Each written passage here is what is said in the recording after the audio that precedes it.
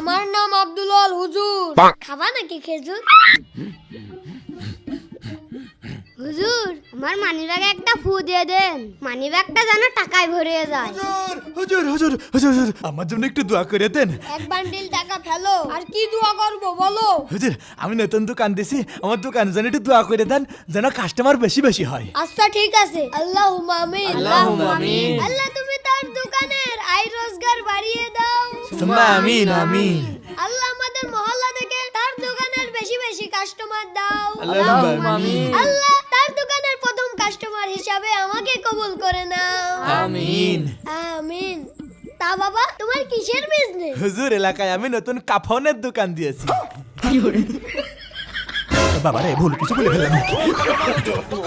कैसे कैसे लोग रहते हैं यार यहाँ पर।